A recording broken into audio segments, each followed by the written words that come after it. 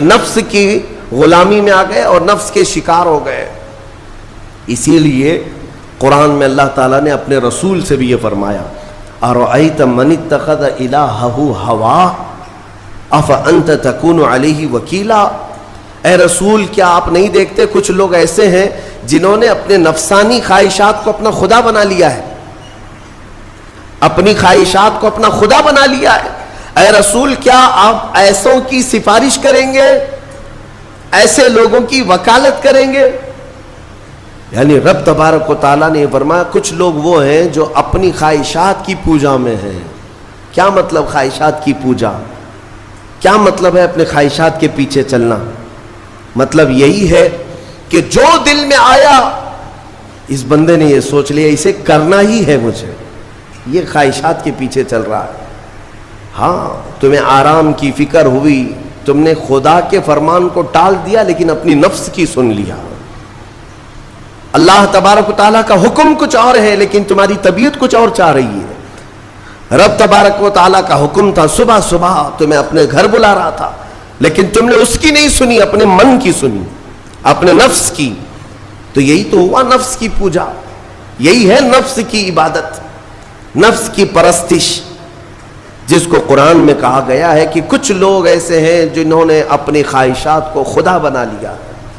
یہ نفس امارہ جس کے بھی اوپر حاوی ہو جاتا ہے, اچھے اچھوں کو یہ ان کا تقوی بھسم کر دیتا ہے, ایمان سے بھی دور کر جاتا ہے. اس لیے میرے عزیزوں میں جو عرض کرنے جا رہا ہوں وہ یہ ہے کہ ہمارے لیے زندگی میں سب سے بڑا چیلنج اپنے نفس امارہ سے لڑنا.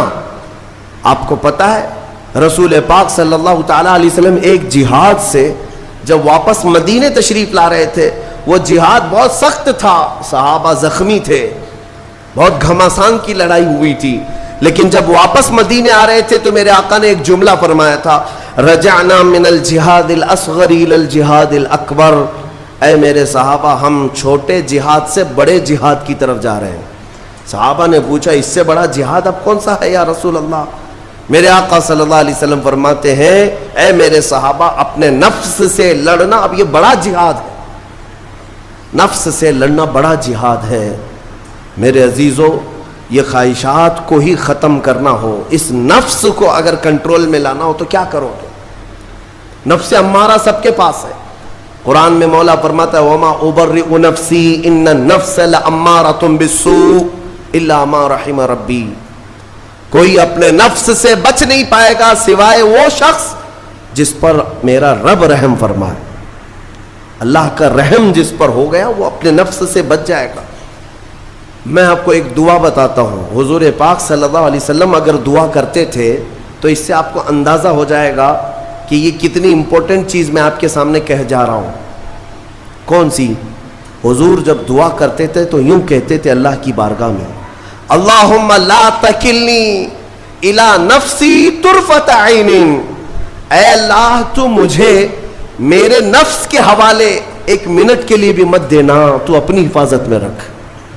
حضور جب یہ دعا کرتے تھے کہ مجھے میرے نفس کے حوالے ایک منٹ کے لیے, طرفۃ عین کہتے ہیں پلک جھپکنے کے برابر, اتنے ٹائم کے لیے بھی اے اللہ تو مجھے میرے نفس کے حوالے مت کرنا, تو اپنی حفاظت میں رکھ. سید الانبیاء جب یہ دعا کرتے ہیں تو اندازہ کرو اے مومنو نفس کی تباہ کاریاں کیا کیا ہیں. یہ کتنوں کو ہلاک کر دیتا ہے, کتنوں کا عمل ضائع کرتا ہے, کتنوں کا ایمان ختم کرتا ہے. اب میں جو بات کہہ رہا ہوں وہ یہ توجہ سے سنو, یہ نفس امارہ جس نے شیطان کو بھی گمراہ کیا, شیطان کو بھی بہکا دیا, یہ نفس آدم کو سجدہ نہ کرنے کا جو غرور پیدا کیا یہی نفس امارہ تھا. اس نفس امارہ کو اگر کوئی کنٹرول کرا سکتا ہے تو وہ ماہ رمضان المبارک. بس یہی ہے رمضان کی فضیلت. رمضان المبارک اس لیے تمہیں دیا گیا کہ بڑی بڑی طاقتیں تمہارے نفس کو قابو میں نہیں کر پائیں گی, لیکن رمضان کے روزے تمہیں کنٹرول میں لے آئیں گے, کنٹرول میں لائیں گے. اب سمجھ میں آیا کہ روزے کیوں رکھائے جا رہے ہیں؟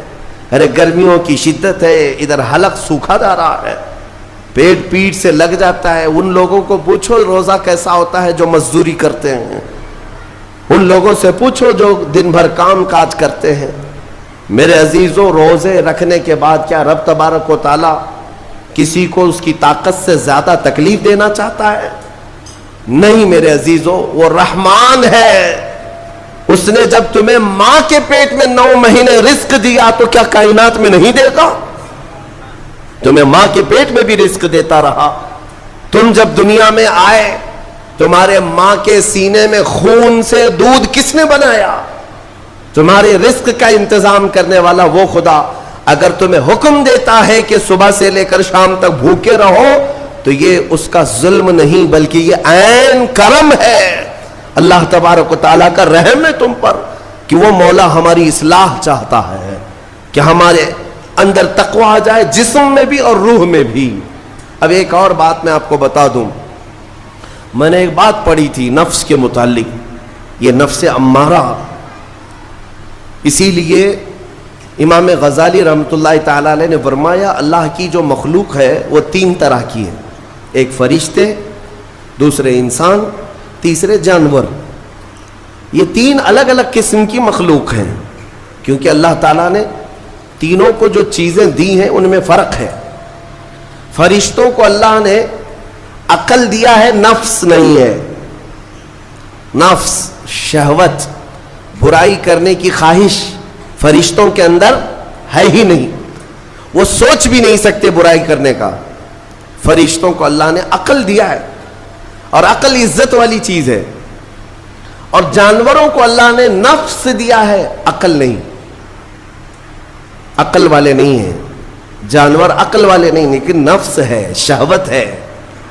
شہوت بھی ہے, نفس بھی.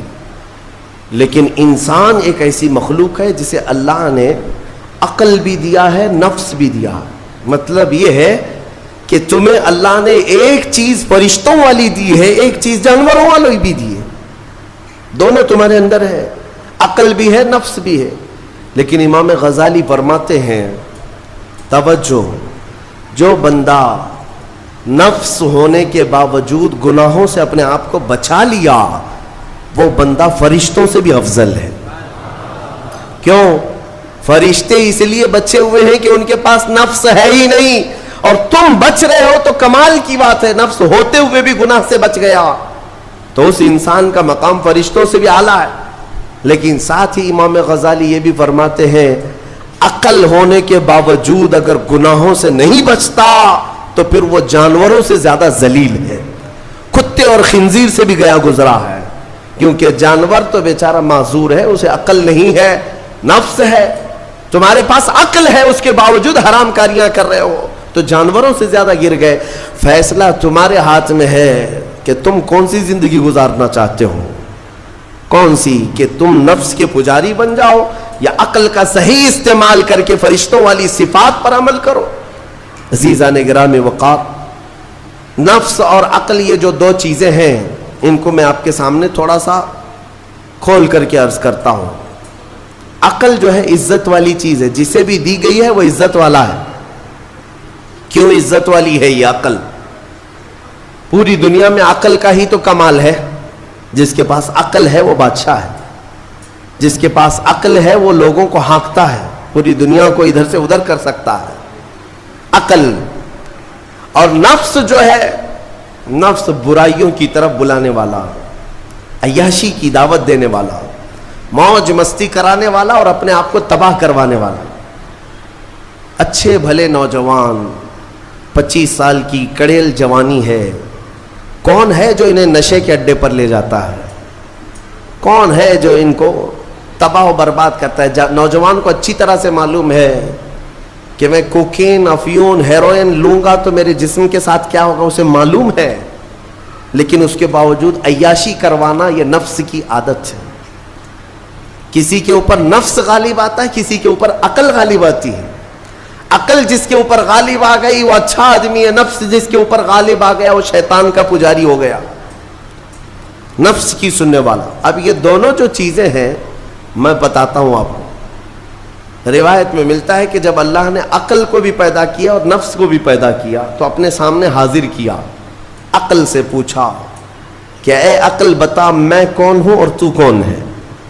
عقل نے کہا یا ربی انا عبدک وانت ربی، اے اللہ میں تیرا بندہ ہوں اور تو میرا رب ہے۔ عقل نے کیا کہا؟ میں تیرا بندہ ہوں اور تو میرا رب ہے۔ اللہ نے عزت سے نوازا، اقرار کیا نا بندہ ہونے کا، عقل نے اقرار کیا۔ پھر نفس کو بلایا، نفس سے پوچھا بتا میں کون ہوں اور تو کون ہے؟ نفس نے کہا انت انت انا انا، تو ہے میں ہوں۔ یہ غرور تھا نفس کے اندر، یہ گھمنڈ تھا نفس کے اندر کہ میں ہوں۔